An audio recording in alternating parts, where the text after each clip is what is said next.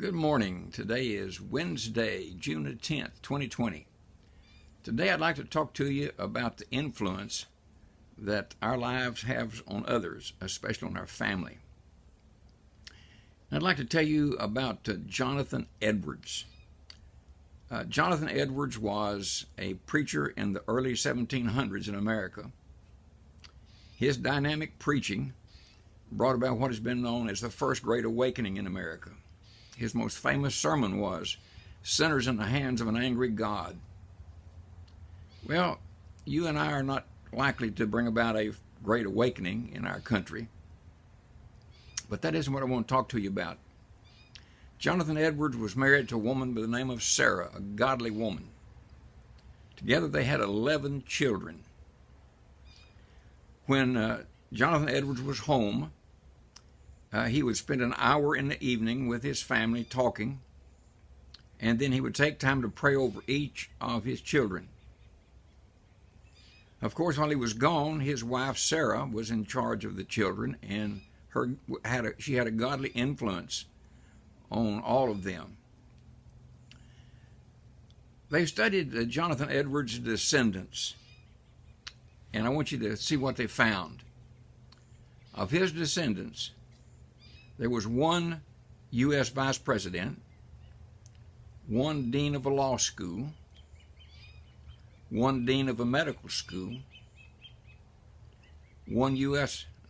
three U.S. senators, three governors, three mayors, 13 college presidents, 30 judges, 60 doctors, 65 professors, 75 military officers, 80 public office holders,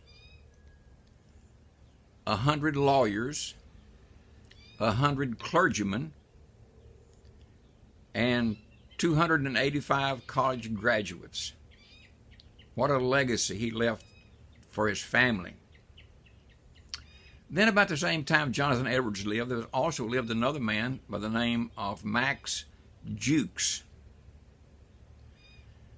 They studied his descendants, and here's what they found out about Max Jukes. Of his descendants, there were 7 murderers, 60 thieves, 100 prostitutes, 310 paupers, 440 alcoholics.